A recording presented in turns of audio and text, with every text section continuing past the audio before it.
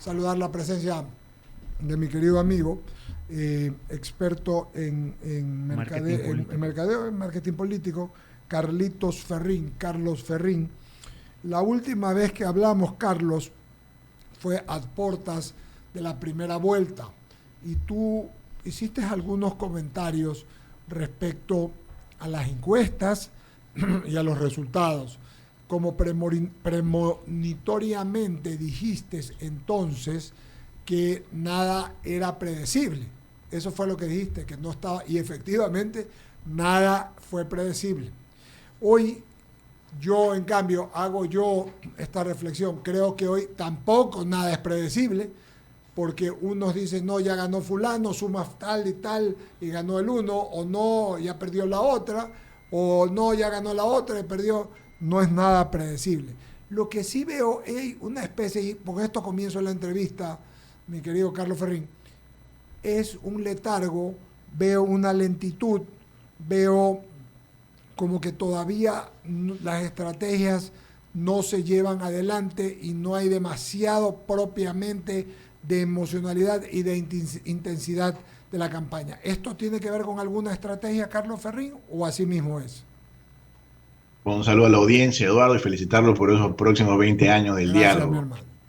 Mira, primero que casi siempre lo que hacemos proyecciones no lo hacemos por una cuestión premonitoria, sino que estamos viendo datos. Y yo recuerdo muy bien para esa entrevista, estaba viendo un triple empate entre Topic, eh, Luisa y ya estaba Daniel Noboa. Hubo un empate en los 20 puntos, parece mentira, pero luego vino el silencio electoral y pasó lo que pasó, obviamente. Topic se salió un poquito del carril, habló de más, habló contra su voto blando. Él, no olvidemos que él estaba apoyado por el Centro Democrático, que era un voto blando del correísmo, y cuando él se fue contra Correa, de alguna manera se desinfló un poco por ese lado y por otra porción de voto blando de Correa que también lo veían a él. Fíjate tú por dónde empezó toda la confusión, como un correísta, ¿no? Había como una especie de alternativa. Entonces estaba todo para pensar, bueno, acá puede pasar dos cosas, que Luisa se quede fuera de la segunda vuelta, puede entrar Topic y puede entrar Noboa, y a eso me refería yo con un gran recambio generacional, porque en esos tres, los tres son una propuesta nueva, incluyendo la marca del correísmo, pone una persona nueva, casi desconocida, y le apuestan una cara nueva y fresca. ¿Qué está pasando en la segunda vuelta? Es una segunda vuelta de 2 meses que arrancó bastante rápida por un lado, no obviamente se empezó a dar a conocer más porque él era el nuevo, la sorpresa, la revelación, y Luisa empezó a hacer como una especie de prueba y error de ciertas personalidades que finalmente le están un poco mejorando su nivel de aprobación y reduciendo un poco de rechazo. A veces uno dice, oh, eso está bastante ridículo lo que está haciendo, pero parece mentira y sí está logrando esa empatía que está buscando en cierto segmento de la población. ¿Qué está pasando? Son 2 meses de carrera electoral, ya está pasando el primer mes, pero esto es como una maratón, Eduardo y compañía.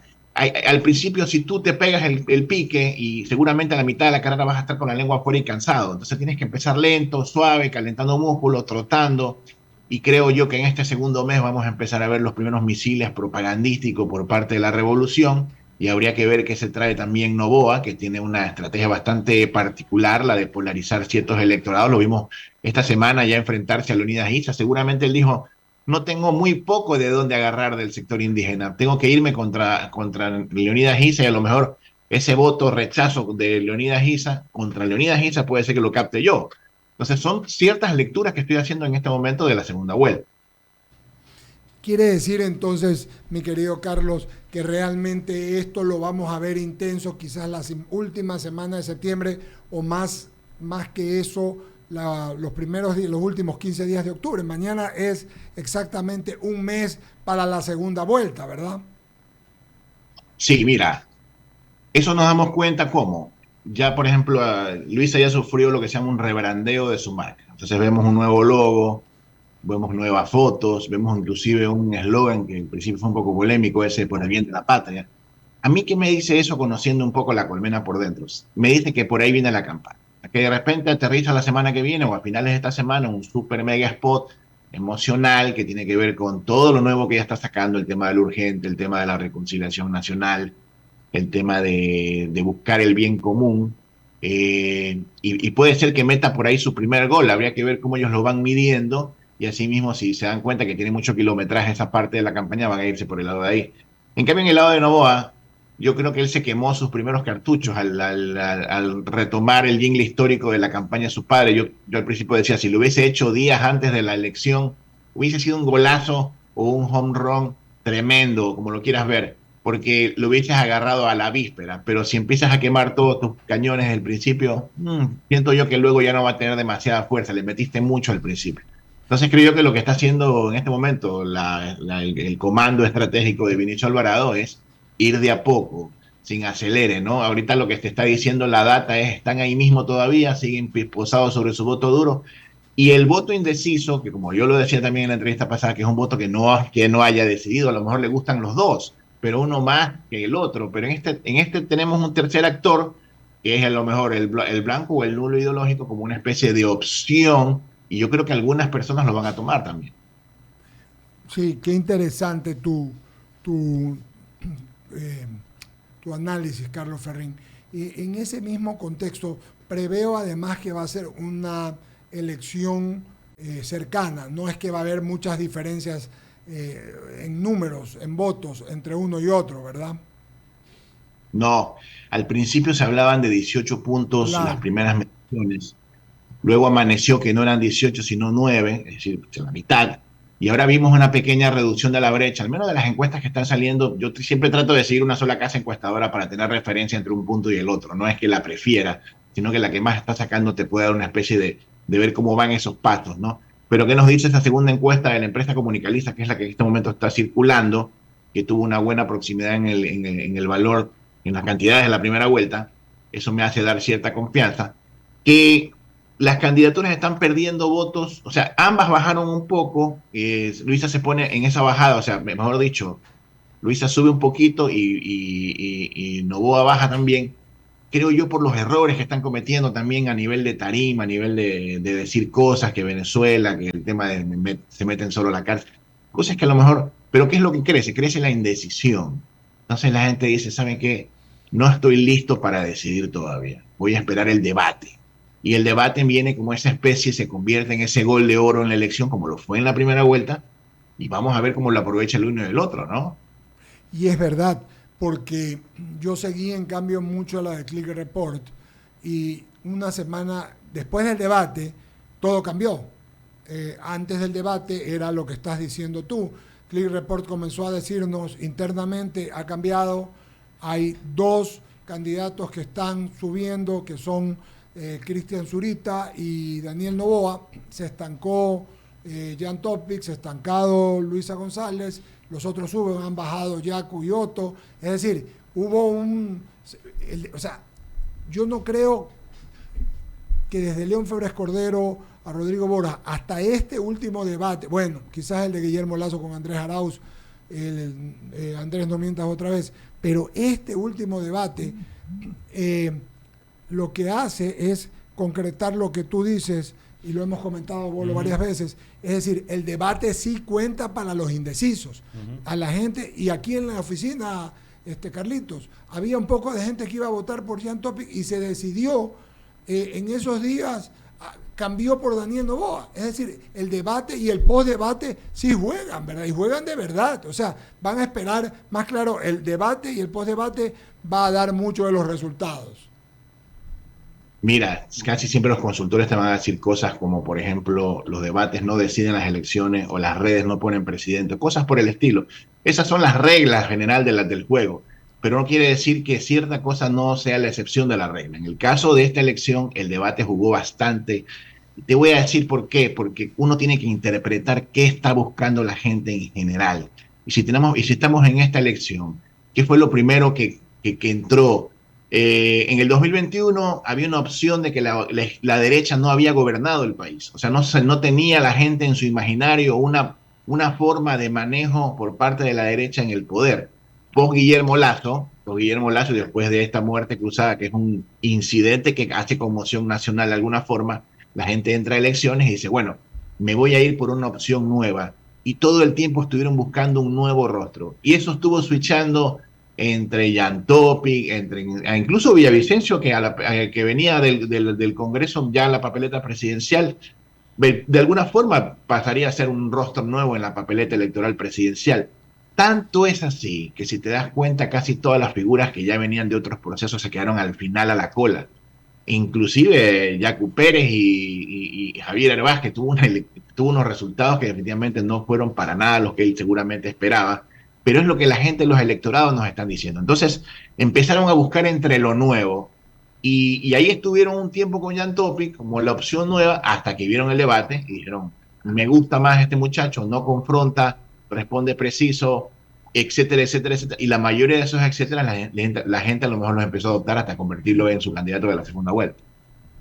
Sí, sí, sí, coincido plenamente. Bolívar San Martín sigue con la entrevista. Gracias, Eduardo. Carlos, ¿cuál es tu criterio en cuanto al formato del debate?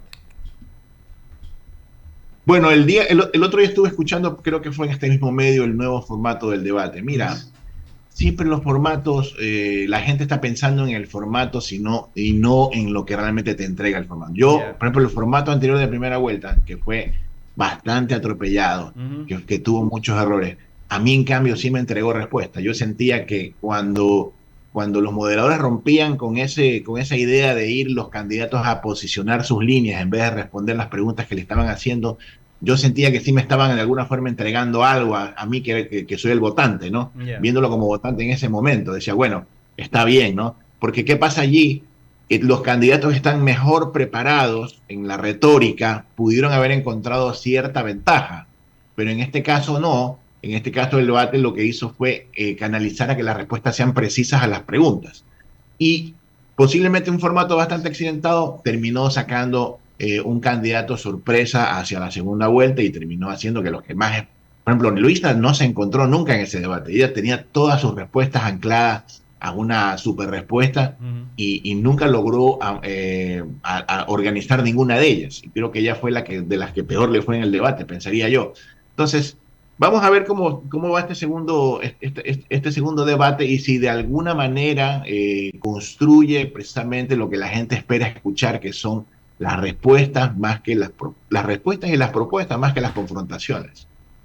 ¿Tú crees que el voto está en el sector de los jóvenes y estos binomios, de acuerdo a los resultados de la primera vuelta, ya tienen ahí un consolidado de votantes? ¿O tú crees que en esta segunda vuelta, no digo que hayan sorpresas, pero dijiste hace un momento que sí, están trabajando en las estrategias y quizás en los últimos días o en las últimas semanas estarán, qué sé yo, ya lanzando algo que haga un boom, ¿no? Pero pienso que ellos están apuntando a ese nicho de jóvenes que finalmente fueron los que se decantaron por alguien que denominan el outsider o el que no estaba programado. ¿Crees que es así? Mira, yo pienso que el votante, más allá de la edad, más allá de su manera de pensar, de su clivaje político, más allá de cualquier cosa, vota por sus miedos, ¿no? Sus miedos son los que realmente lo mueven. Entonces, esto es más o menos muy similar cuando tú vas a un supermercado pensando en comprar A o B producto y terminas trayendo el C. Muchas veces la toma de decisión es en el último minuto, tengas la edad que tengas. Si los candidatos logran transmitir lo que realmente los electorados buscan, yo creo que el electorado va a terminar decantando por lo que ellos encuentren. Eso de que hay un porcentaje de correísmo, anticorreísmo que ya está definido y hay un alto porcentaje que está por encima del 40% de que no le interesan estos clivajes políticos, sino que le interesan las propuestas, quiere decir que ahí realmente está la toma de decisiones. Y ahí hay que ver donde los candidatos, por ejemplo, yo pongo un ejemplo nada más. En la primera vuelta la gente eligió a Daniel Noboa porque no parecía un político. Sin embargo, en esta segunda vuelta se ha preocupado de ser lo más político posible. Está en tarima, está teniendo discursos muy confrontativos, incluso el día de ayer también le estuvo dando ahí un candidato. Pienso yo que a lo mejor esos pueden constituirse en alejarse un poco de ese esquema que hizo que la gente lo eligiera, pensando que a lo mejor tiene un voto duro. Así que ese tipo de errores también juegan a la hora de tomar la decisión, porque a lo mejor Luisa, sin hacer mucho, sonriendo por aquí, sonriendo por acá y clamando paz por este lado, puede alcanzar la segunda vuelta. Y esto, a ver, tú hiciste, hace un momento, sí, hiciste alusión a un tema, efectivamente, el candidato Noboa toca a otro candidato. ¿Y qué es lo que se señala? Que sí él tiene, digamos, toda la tendencia a la derecha a su favor, pero en el camino también pueden haber otro tipo de irrupciones. O sea, es lo que te interpreto. Así es, la gente está midiendo otro tipo de cosas. La gente a lo mejor no quisiera, por decirte, otro Lazo o otro Correa en este momento, o alguien que a lo mejor tiene muchos egos políticos. A lo mejor está buscando a alguien que solucione y que más allá de esos apasionamientos logre soluciones. Hablar de otro candidato es un error porque pues, este candidato puede que no te endose tus votos, sus Claro. votos. Pero ojo, hay gente que simpatiza con ese candidato y sacó un porcentaje que puede a lo mejor aplicarte un voto castigo. Está bien que yo voy a votar por él, pero me pareció muy antipático, no lo voto. Y voto nulo. O sea, a ese nivel, y ahí lo que pasa es que se empiezan a reducir brechas y empieza la otra que viene atrás pasando. Correcto, Eduardo. En todo caso, lo interesante, Carlos, es que este tema, y por eso te invitamos, es un asunto dinámico. No es que tú lo puedes ver, ni es una elección anterior como ninguna de las anteriores. Por ejemplo, hay dogmas, ¿no? Que la gente dice, o que se las ideas fijas. El que ganó la primera vuelta no gana nunca. Pero eso también es relativo, ha cambiado también. Si no, Lenín Moreno no hubiera ganado cuando ganó, habiendo ganado la primera. ¿Nada? ¿Qué dices? Así es. Y te voy a poner dos escenarios. Uno es el de Lenín Moreno, donde lograron voto a voto, acuerdo con acuerdo. Yo he hablado con fuerzas políticas y me ha dicho a mí el candidato no me ha llamado todavía. Acuerdo con, no nos olvidemos que lo primero que vimos fue a Lenín Moreno reunido con Iván Espinel en esa época, ¿no? Claro. Había sacado el 3%. Y la gente se reía, ese 3% no es nada. Lo mismo pasó en esta elección cuando sale Bolívar Armijo con su 0.35 a endosar y dice, bueno, parece mentira, pero a veces 50.000 votos o 35.000 votos son la diferencia entre el primero y el segundo en una segunda vuelta. Sí, señor. Entonces, ¿qué es lo que está pasando? Es que lo vimos también en el ejemplo más reciente de la elección de Colombia, Petro versus Hernández, en donde Hernández entró arriba con 10 puntos y Petro ganó de largo porque ellos sí supieron amalgamar fuerzas, se reunieron con gremios. Por ejemplo, vemos que Luisa no le hace el feo a la Conalle, aunque se vea feo para cierto punto, trata más bien de integrar cada pedacito de cada voto y son cosas que van sumando a la larga, porque de ahí de puntito en puntito van llegando a reducir la brecha y a lo mejor ganar la segunda vuelta. De puntito en puntito, es como de centavito en centavito se hace un dolarito. Es muy real. Igualito, ¿no? llega el dolarito. Es muy real. Carlitos, agradecerte tu amabilidad y tu gentileza de estar con nosotros y de conversar de temas que siempre son importantes, claro, aunque parece que están así nomás, o sea, están en el aire y no se concretan, no se tangenciabilizan y no se determinan. Así que te agradezco mucho y volveremos con el favor de Dios a conversar antes de la elección. Te mando un abrazo grande, Carlos Ferrín. Muchas gracias. Carlos Ferrín, querido amigo, consultor de marketing político y estratega también de lo mismo.